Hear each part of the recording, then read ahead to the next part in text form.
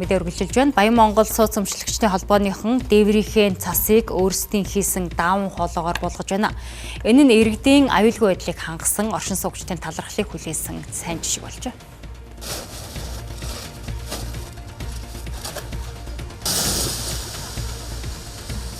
За үзэгчдээ бид Баян Монгол хорооллын дээвэр дээрээс мэдээллийг хүргэж байна. Таны харж байгаа энэ цасаал өвлийн турш орсон зас уран дулааны улиралд эхлэхдээ зэрэгцэн сууц өмчлөгчдийн холбооны ажилтнууд энэхүү цасыг болгодог байна.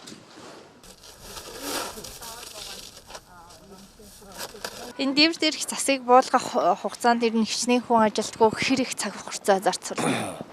Ер нь бол нэг дээвэр дээр 7-8 хүн ажилтдаг л та. Тэгээд энэ доотлол нь 2-4 3 өдөр л болдог.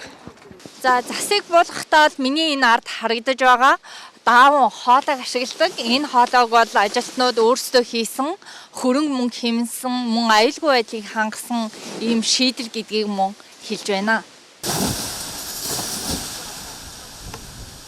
За ер нь бол дээвэр нь яг технологийнхоо дагуу байгалийнхаа жамаар цас нь өөрөө хайлаад ус цайлуулах шугамаараа бол буух ёстой. Гэхдээ яг мэдээж дээвэр хийгдээ тодорхой хугацаа өнгөрсөн. Тэгэхээр доотлынхоо айл руу бас нэвчиж айлаа тухайн айлаа хохирох эрсдлүүд үүсдэг учраас тэр эрсдлээс бас сэргийлдэг. За дээрэс нь хоёрдугаарт бол яг тэр шугамаараа гоожохороо өдөр нь хайлаад бороо орсон юм шиг устай яжгаад тэр ус нь шөндөө хөлддөг. За хөлдснөөр бол маргааш өглөө нь хүмүүс алтарч унах эрсдлүүд үүсдэг учраас энэ эрсдлээс сэргийлээд дээвэрхээ цасыг аюулгүй буулгадаг. За буулгасан цасаа бол ногоон байгууламж руугаа хийчдэг. За энэ нь бол мэдээж хаврын анхны услага олчдаг. Ногоон байгууламжтай бас нэг талаараа ач холбогдолтой байдаг.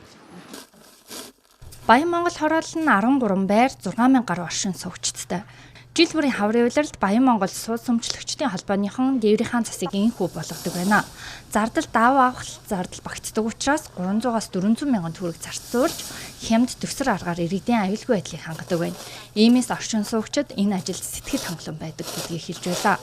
Мөн бусад хотгон хорооллууд ч үүнээс жишээ авч дээврийн усаа хайлж доод давхар руу нэвчих. Мөн хүмүүс хүний дээр унах хальтрхай гулгаа үүсгээс сэргийлэх боломжтой юм а.